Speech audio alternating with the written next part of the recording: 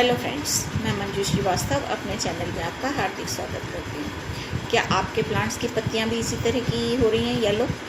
आप देख रहे हैं कैसा है येलोपन, और एक ये येलोपन है जी, एक ये वाला भी है। ऐसी हो रही हैं या ऐसी हो रही हैं, ठीक है? तो आप देखिए, और अगर आपकी पत्तियाँ ऐसी ही हो रही हैं तो फिर ये वीडियो आपके लिए बहुत काम का है, ठीक है। तो आज इस वीडियो में मैं आपको बताने वाली हूँ कि ये पत्तियों का पीलापन क्यों होता है और इनको हम कैसे ठीक कर सकते हैं, ठीक है। तो ये एक्चुअली मेरे एक सब्सक्राइबर हैं जो बहुत परेशानी में है इस टाइम अपने पेड़ की पत्तियों को लेकर, और इसमें मैंने ट्रीटमेंट करना स्टार्ट कर दिया है और मैं रिज़ल्ट के साथ आपको दिखाने वाली थी, लेकिन अब उन्हीं के कारण मैं आपको ये करके दिखा रही हूँ और रिज़ल्ट मैं आपको इसके बाद में दिखाऊँगी। फ्रेंड्स, पेड़ की पत्तियाँ पीली 2-3 कारणों से हो जाती हैं।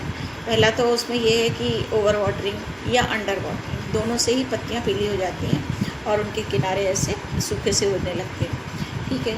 और आपको ये जो दिख रहा है प्लांट, आप देखिए इसकी पत्तियाँ पीली हैं, लेकिन जो इनकी मेन वेन्स हैं ये ग्रीन है ना।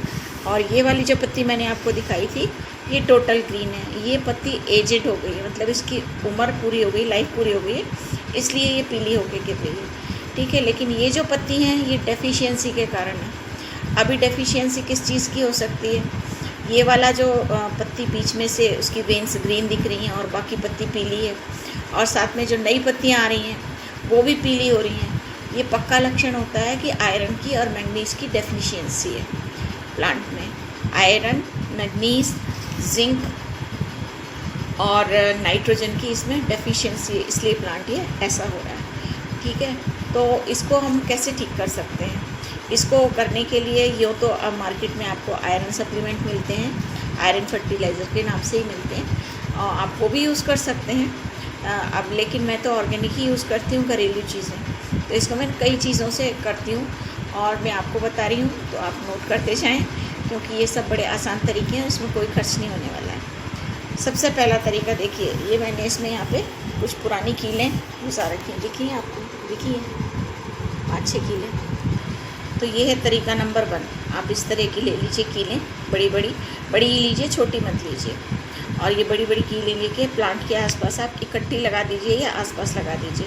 तो इसमें से जो ये जंग से छूट के पानी जाएगा ये वाटर सॉल्यूबल होता है और प्लांट को आयरन की कमी धीरे धीरे पूरी होगी। आप एक साथ नहीं कर सकते, एक साथ करने से प्लांट को नुकसान भी हो सकता है, तो उससे धीरे धीरे होगी।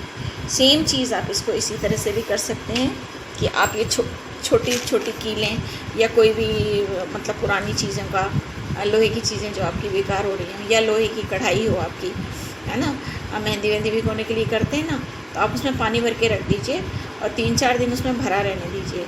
तो ये मैंने कीले हैं छोटी जंग खाई हुई, तो इनमें पानी डाल के आप रख दीजिए।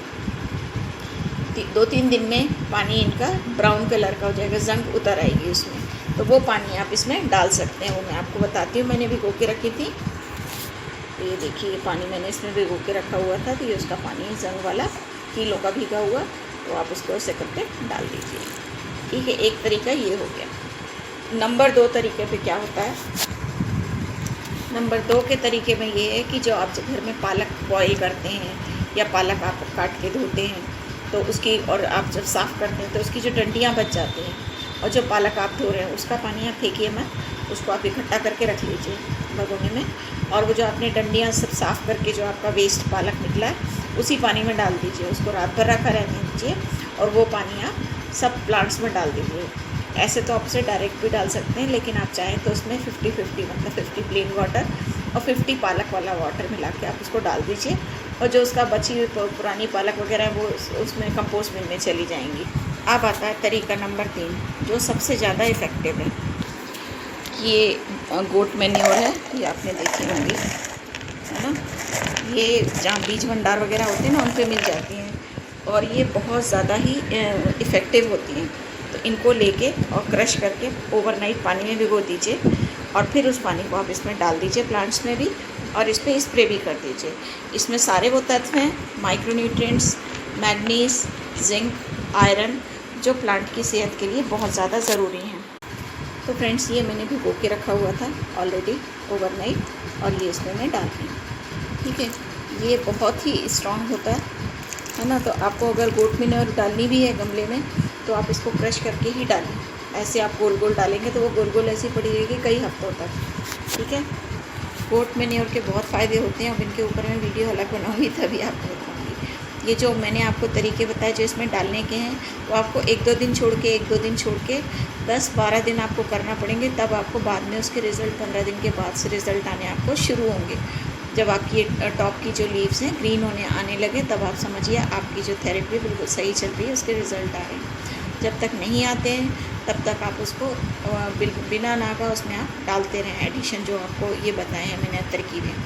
कील आप जब भी अगर गमले में गड़ाने के लिए ले रहे हैं तो बड़ी ही लीजिए, क्योंकि बड़ी कील है तो वो आपको दिख जाएगी, है ना। अदरवाइज़ आपके काम करते टाइम, गुड़ाई करते टाइम, कुछ पत्तियाँ साफ़ करते टाइम वो कील आपके हाथ में लग जाएगी और एक नई परेशानी खड़ी हो जाएगी। बड़ी कील लीजिए और मेरे हिसाब से आपको इकट्ठे ही लगाना चाहिए, क्योंकि मैं इकट्ठे लगाती हूँ तो मुझे दिखता रहता है हाँ पंच इकट्ठा लगा। अलग अलग लगाने से कई बार उसको बचाना पड़ता है हाथ को। तो ये हो गए इनके 2 तरीके और इनके समाधान। तीसरा तरीका ये है, पीली पत्तियाँ होने के कारण एक और भी हो सकता है कि जैसे ये जो मैं आपको दिखा रही हूँ, ये गार्डेनिया है मेरा, है ना। आप देख रहे हैं इसकी पत्तियों का साइज़ भी छोटा हो गया, पेड़ भी काफ़ी श्रिंक हो रहा है, जैसे उसकी स्टंट हो रही है, ग्रोथ उसकी हो नहीं रही है। ये काफ़ी हरा भरा छोड़ के गई थी, लेकिन अभी 3 महीने 3.5 महीने घर में नहीं रही ना, तो इसकी हालत ज़रा ज़्यादा ही ख़राब हो गई। क्या ठीक कर लूँगी मैं। तो स्टंटेड ग्रोथ होती है अल्कलाइन होने के कारण, आयरन डेफिशिएंसी के कारण, मैग्नीज डेफिशिएंसी के कारण। और प्लांट जो है मिट्टी अगर एसिडिक लविंग प्लांट है, गार्डेनिया भी, हिबिस्कस भी, रोज़ वगैरह भी। तो इसमें अगर मिट्टी इनकी अल्कलाइन होने लगती है, यानी एसिडिटी उसमें कम होने लगती है, तो प्लांट क्या होता है, प्लांट को आप कितनी भी खाद वाद देते जा रहे हैं बिल्कुल रेगुलर एवरी 15 डेज़ पे जो भी हम डालते हैं, उसके देने के बाद भी प्लांट की अगर ग्रोथ नहीं हो रही, तो आपको समझ लेना चाहिए कि आपके प्लांट की मिट्टी जो है वो अल्कलाइन हो गई है, एसिडिक नहीं रही है। साथ में प्लांट में आयरन की डेफिशिएंसी है, मैग्नीज की और जिंक की डेफिशिएंसी है, ठीक है। तो इसके लिए क्या करना है कि एसिडिक सॉइल बनाने के लिए 2-3 तरीके हैं। सबसे पहला तो वही है कि आप चाय की पत्ती डालिए, लेकिन चाय की पत्ती अभी इस हालत में डालना बहुत ही स्लो प्रोसेस है वो। तो एक बार प्लांट ठीक हो जाए उसके बाद आप एवरी 15 डेज़ पे चाय की पत्ती यूज्ड एंड वॉश्ड वो डाल सकते हैं। अभी ये कोई कुछ के लिए तो क्या है कि जैसे नींबू के जो छिलके हैं, देखिए मैं बताती हूँ, ये नींबू के जो हमने नींबू होता है हमारा, इसको बारीक बारीक पीसेस काट के और पानी में डाल के इसको आप रख दीजिए, 2-3 दिन रहने दीजिए, फिर वो पानी आप धीरे धीरे इसमें डालिए, इकट्ठा एक साथ नहीं डालना है, 1-2 दिन छोड़ के डालना है। तो प्लांट की एसिडिटी, सॉइल की एसिडिटी वापस ठीक होने लगेगी और प्लांट्स जो है अपने रूट्स से जो आपने फर्टिलाइज़र वगैरह डाले हैं उनके न्यूट्रिएंट्स लेने लगेगा और प्लांट की पत्तियाँ वापस ग्रीन होने लगेंगी। इसी एसिडिटी को बढ़ाने के लिए दूसरा तरीका ये है कि आप लोगों को एक बार मैंने बताया था ऑरेंज पील फर्टिलाइज़र, तो वो भी आप इसमें डाल सकते हैं। तरीका यही रहेगा सेम जो मैंने अभी आपको बताया कि 1-2 दिन में आप उसे डालते रहिए जब तक कि आपकी पत्तियाँ वापस ग्रीन नहीं होने लगती, ठीक है। और बिल्कुल मत घबराइए, क्योंकि एक तो ये ऑर्गेनिक है और जो भी एक्स्ट्रा होगा वो ड्रेनेज होल से बाहर चला जाएगा। तीसरा तरीका एक और है कि फिटकरी जो होती है एलम, उसका इतना बड़ा टुकड़ा लेके आप गमले में यहाँ रख दीजिए एक साइड, और जब भी आप पानी डालेंगे वो एलम से उसमें पिघल के और उसमें से गमले में जाता रहेगा। आप उसका फिटकरी को मतलब पीस के चूरा बना के आधा चम्मच वो भी आप उसमें डाल सकते हैं गमले में, या पानी में मिला के भी डाल सकते हैं। ये फिटकरी का हो गया। चौथा जो तरीका है कि आप विनेगर भी डाल सकते हैं उसमें, विनेगर यानी कि आप वाइट विनेगर भी डाल सकते हैं उसमें, एप्पल साइडर विनेगर भी डाल सकते हैं। मेरे पास जो है अभी मैं जो डालने जा रही हूँ वो है वाइट विनेगर। ये वाइट विनेगर है और इसका 1 चम्मच 1 लीटर पानी में आप डाल के और वो प्लांट में डालेंगे, वही 1-2 दिन में, क्योंकि विनेगर ना थोड़ा सा हार्ड होता है। अगर आपने इकट्ठा सारा डाल दिया तो मिट्टी अचानक से एसिडिक हो जाएगी और प्लांट उसको भी कैच नहीं कर पाएगा, क्योंकि ऑलरेडी ये बहुत ज़्यादा अभी वीक कंडीशन में है। तो इन तरीक़ों को आप करते रहिए। थोड़ा सा स्लो प्रोसेस ज़रूर है, लेकिन इनसे इनके इफ़ेक्ट बहुत लॉन्ग लास्टिंग होते हैं। एक बार आपका प्लांट, मेरा एक और प्लांट है गुड़हल का जो ऐसे ही पीला हो गया था, उसको वापस मैंने ग्रीन कर लिया था, लेकिन अभी रात हो रही है तो मैं उसको आपको दिखा नहीं सकती। कभी वीडियो बना रही होंगी तो मैं आपको दिखाऊंगी। उसके पूरे पेड़ की पत्तियाँ भी ऐसी ही हो गई थी और वो वापस अब पूरा ग्रीन हो गया और उसमें वापस कलियाँ वगैरह आ रही हैं। ठीक है ना, तो इन चीज़ों को आप करते रहिए, इससे नुकसान आपका कुछ भी नहीं होने वाला है और कुछ भी नहीं, खर्च ज़्यादा नहीं होने वाला है। अच्छा रहेगा आप गोट मैन्योर ले लें, और गोट मैन्योर से इफ़ेक्ट बहुत अच्छे आते हैं। ठीक है ना, ऐसा तो आप उसमें गोबर की खाद भी डाल सकते हैं, वर्मी कंपोस्ट भी डाल सकते हैं, लेकिन गोट मैन्योर का इस टाइम पे उपयोग इनके लिए बहुत ज़्यादा उपयोगी होता है। तो आई होप मेरा वीडियो आपको हेल्प करेगा आपके प्लांट की इस हालत को वापस ग्रीन करने में। और अगर आपको मेरा वीडियो पसंद आया तो प्लीज़ इसे लाइक कीजिए, शेयर कीजिए। अगले वीडियो में इसी तरह की नई जानकारी लेकर फिर आती हूँ, तब तक के लिए बाय बाय।